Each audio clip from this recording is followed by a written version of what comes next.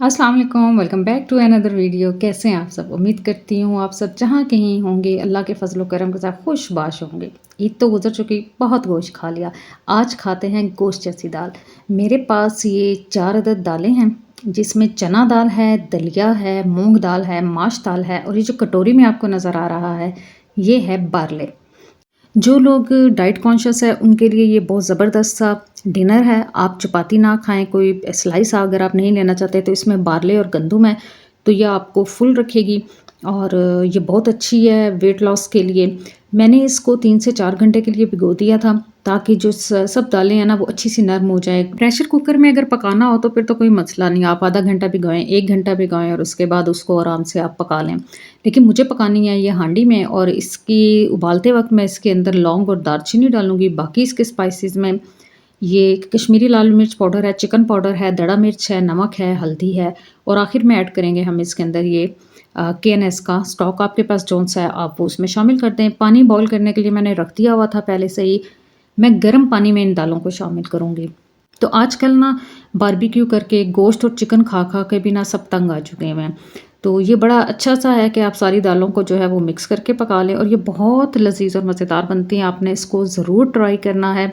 और इसकी एक और जो ख़ास बात है वो ये है जी कि धनिया आपके पास लाजमी होना चाहिए इसके अंदर डालने के लिए। धनिया के बगैर ना जी फिर इसका स्वाद जो है वो आधा रह जाएगा। ये देखें, ये मैंने लौंग और दालचीनी डाल दिए हैं। ज़्यादा मसाले जो हैं वो आपने नोट किया होगा कि मेरी हांडी में नहीं होते, जो आपके किचन में सिंपल से होते हैं वो आप शामिल कर लें।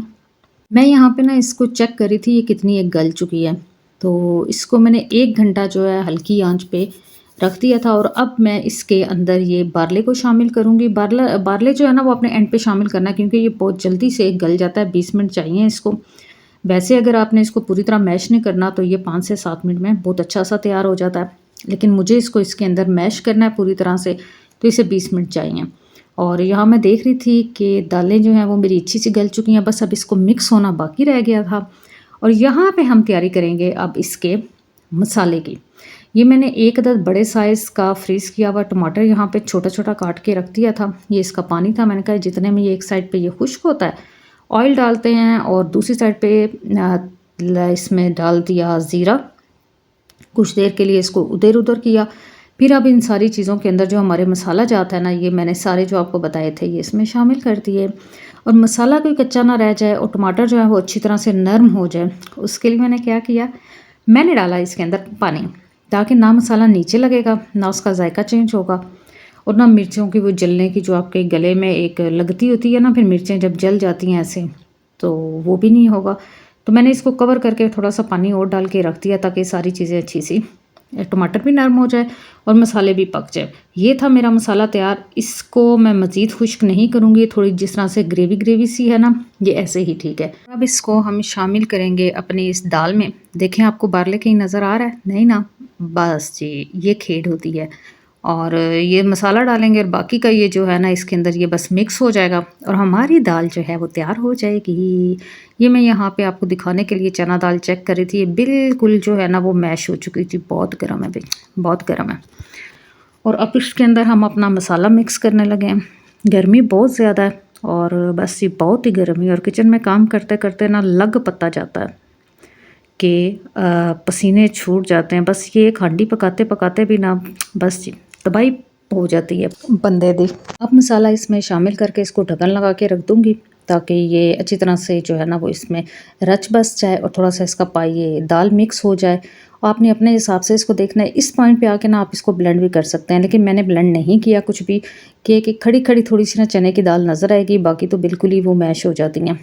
तो मेरी ये दाल जो है वो पक के तैयार है। ये देखिए ज़रा कितनी मज़े की स्वादिष्ट सी लग रही है ना। ओहो, इसने ना टोटल तबाही मचाई दी थी, टोटल तबाही।